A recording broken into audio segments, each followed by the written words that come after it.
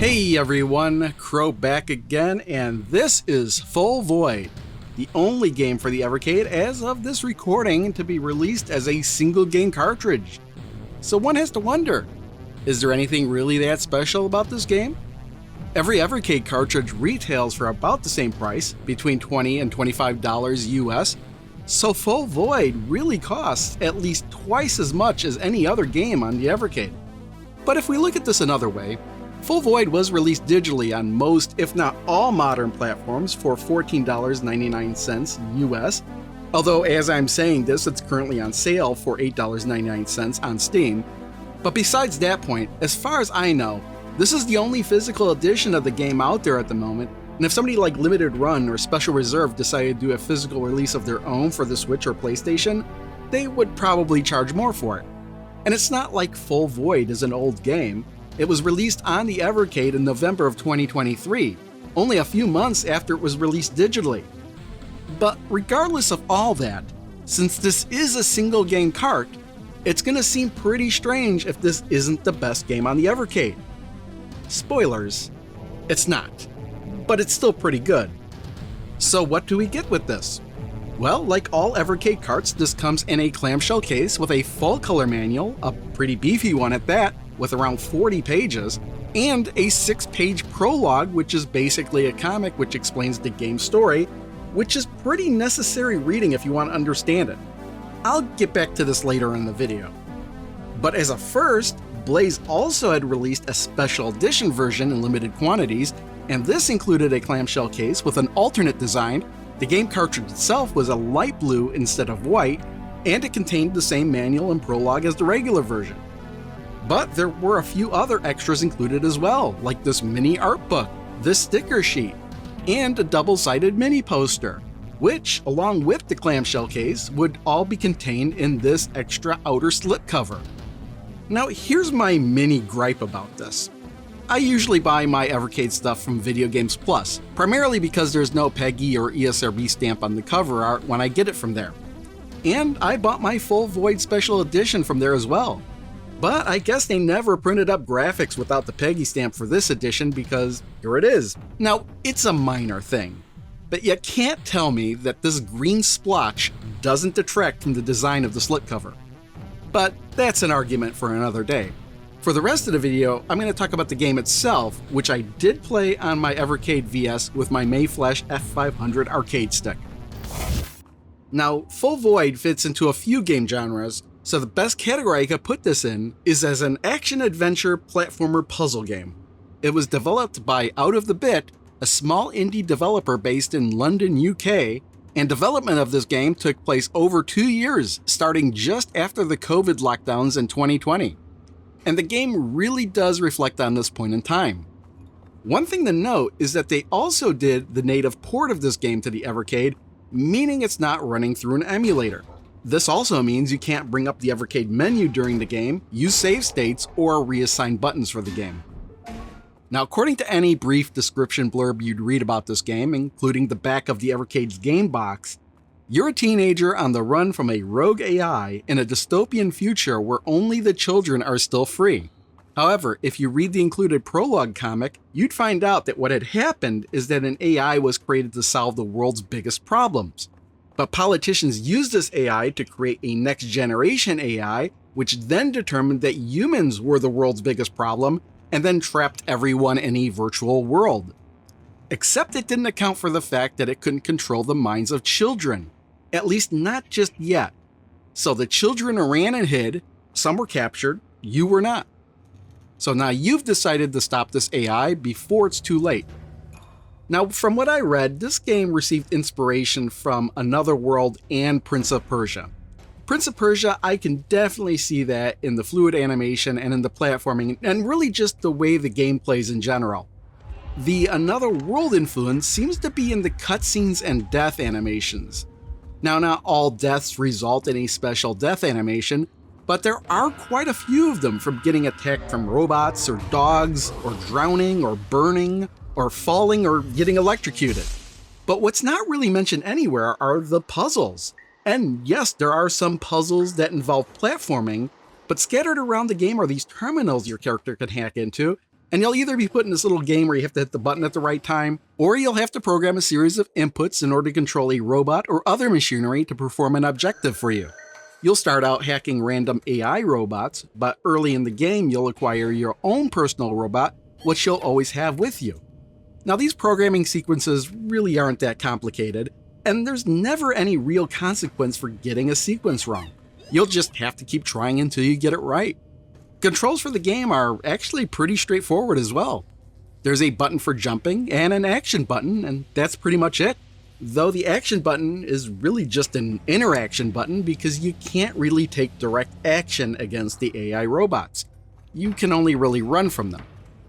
So what did I think about this game? Is this the best game on the Evercade or what? Well, I'm gonna have to go with or what on that one. But before I get into my nitpicking of this game, I will say the graphical style and animation are fantastic. I had recently finished playing Another World in Flashback on the Delphine Software Collection, and Full Void really falls right in line with those two games, though my first real nitpick with this game is that it's just really easy.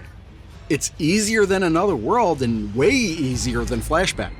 I finished a game with absolutely no help from guides or walkthroughs in less than 2.5 hours. The puzzles really aren't that complicated, and it's usually pretty clear where you need to go. In fact, there's not really any exploration in the game. Sure, you'll occasionally have to make a choice on which direction you want to go, but usually one way is the right way, and the other way will either lead to an immediate dead end, which may add a bit to the story or maybe give you an achievement, or it'll just lead to instant death, which doesn't matter anyway because you'll often respawn on the same screen you died on. And if not the same screen, then the screen before it. There's practically no penalty for dying in this game. But also, if the path splits and you randomly choose the correct direction, there's really no way to go back and see what the other path leads to unless you replay the game. But to be fair, you can choose which chapters you want to replay from the menu if you've gotten that far. The game certainly is solid, but I still like Another World and Flashback more than Full Void because, to me at least, those games are more challenging and more satisfying to play. Now, the game may still be worth it to replay just to re-experience the story, but I really can't get fully over some of the plot holes that are presented with this narrative. Now, I actually forgot about the prologue comic that was included until after I played the game, and the game itself only tells the story through its visuals, so I really didn't know what my character's motives were throughout the whole game. Like, yeah, he's running from the AI robots, but why is he deciding to go into the sewer? Okay, here's this building. Why is he going there? Now, the prologue does answer those questions, but it's really hard for me to buy into this particular dystopian future based on the story that's presented. So this AI has determined that humanity is the world's biggest problem, and according to the visuals in the comic, its solution is to give everyone a virtual reality headset so it can mind control them to do basically nothing, I guess. It almost sounds like what happened in The Matrix, but at least in The Matrix, the machines were using humans for energy. Here, the AI is just wasting energy to keep humans from doing anything. Also, these people are trapped in VR just wearing headsets. Don't they need to at least eat? Or is that what those robots running around the city are doing? You know, just occasionally shoving food into people's mouths. And I'm supposed to believe that every human on the whole planet who got a VR headset just instantly put it on the second they got it? There would at least have to be some people that wouldn't be interested or at least suspicious if they got a headset for free. At least I'm assuming these things were sent out for free because certainly not everyone would buy one. And once people started putting these headsets on and started becoming mind-controlled vegetables, you would think other people would notice and warn everyone else that something weird is going on with these headsets, so don't put them on. You see, the story about this dystopian future completely falls apart the more I think about it. And sometimes the game's story isn't really that important to playing the game, but the story is visually a big part of this game and I just can't accept it. In my mind, if an AI determined that its goal was to solve the world's problems and it determined that humans were the cause, it would just find the simplest and quickest way to kill all humans. Even if this is an Isaac Asimov AI and it's just not allowed to kill all the humans, There's gotta be a better solution than mind controlling every human on the planet with a VR headset and then having the other robots run around shoving food into everyone's mouths every once in a while. I'm sorry, I know that last part isn't actually part of the story, but unless somebody could give me a better explanation, that's what I'm gonna have to imagine. But despite my criticism of the story and the fact it doesn't really offer much of a challenge, it's still a pretty fun game to play, and it's certainly made very well with really good visuals. In the end, I'm gonna have to give this an 8 out of 10.